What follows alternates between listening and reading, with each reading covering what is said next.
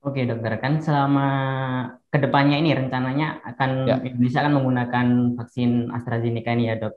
Ini kan juga sudah teruji aman oleh BPOM sendiri begitu. ya. Kalau tips atau cara bagaimana dok untuk meminimalisasi KIPI itu sendiri karena meskipun berbeda apa namanya entah itu Sinovac atau AstraZeneca sendiri masing-masing memiliki mungkin efek samping seperti itu dok. Caranya sebagaimana itu dok? Baik, saya klik dulu. Kita akan menggunakan vaksin itu tidak hanya dua tadi ya. Jadi ada dari PT Sinovac. Ini saya nyebut PT-nya ya, bukan nama vaksinnya Hmm. ya. PT Sinovac yang sekarang dapat izin juga dari PT AstraZeneca. Nanti ada lagi dari PT Sinovac, ada lagi dari Pfizer. Ya, ini jelas kita punya dan dari Bio Farma yang kita produk kita sendiri. Nah, jadi ini tidak hanya dua ini. Pada semua tadi itu sudah melewati prosedur di BPOM untuk pengujian, penelahan data dan keluar nanti izinnya. Begitu keluar izinnya berarti sudah diperhitungkan bahwa begini bahasanya. Vaksin ini aman dipakai. Vaksin ini memiliki manfaat jauh melebihi risikonya.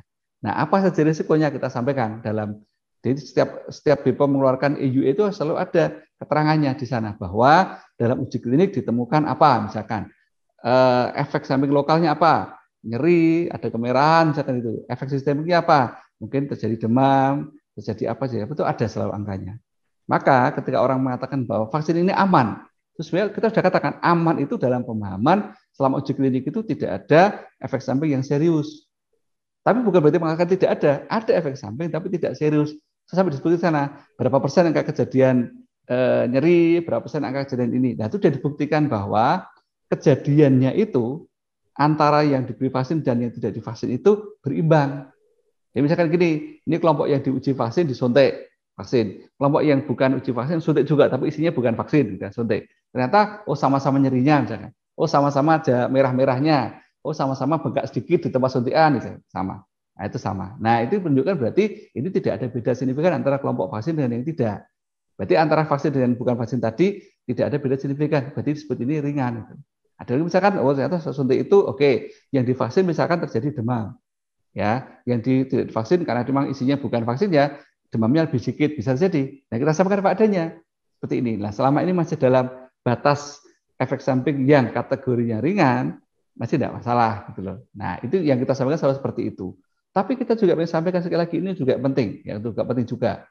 Dok, katanya kan orang suntik vaksin itu bisa terjadi shock anafilaktik dok, yang bisa bahaya, bisa meninggal. Apakah benar saja? Oh benar, benar. Tidak hanya suntik vaksin, suntik apapun, ya isinya apapun, suntikan pada manusia itu selalu ada risiko terjadi shock anafilaktik. Selalu terjadi. Jadi tidak hanya vaksin. Hanya memang ini kejadiannya langka. Langka dalam arti kita tidak pernah tahu siapa yang akan kena. Nah untuk itulah mengapa setiap mau disuntik apapun itu, kita harus hati-hati karena harus selalu siap risiko tersebut. Nah untuk vaksinasi COVID ini maka syaratnya semua tempat penyuntikan itu selalu tersedia. Namanya adalah alat atau kit atau satu set alat begitu yang tujuannya adalah jagani, ya menjaga kalau sampai ini terjadi shock anafilaktik sudah siap. Syaratnya seperti itu. Maka nanti kalau kita mau vaksinasi COVID, kita tanyakan nanti yang punya negara. Tidak apa-apa, ini wajar kita tanya. Apakah sudah siap dengan kit untuk shock anafilaktik? Oh siap, memang harus siap. Harus siap itu. Ya jadi gitu. Tapi memang sekali lagi kejadiannya langka. 0,00 sekian persen. Cuman namanya kejadian kan tidak mungkin kita anggap tidak ada kan. Nah kita sampaikan apa adanya. Hanya sekali lagi itu nggak cuma vaksin. Mbok suntik apapun yang setiap hari kita ke rumah sakit minta suntik pun juga bisa terjadi juga. Sama. Bahkan minum obat yang diminum oral pun, minum biasa pun juga bisa terjadi. Nah ini masalahnya kita harus selalu hati-hati ya. Begitu. Jadi saya sampaikan padanya biar menjelaskan pada masyarakat. Oke, ada. Baik dokter. Terima kasih sudah nonton. Jangan lupa like, subscribe, dan share ya.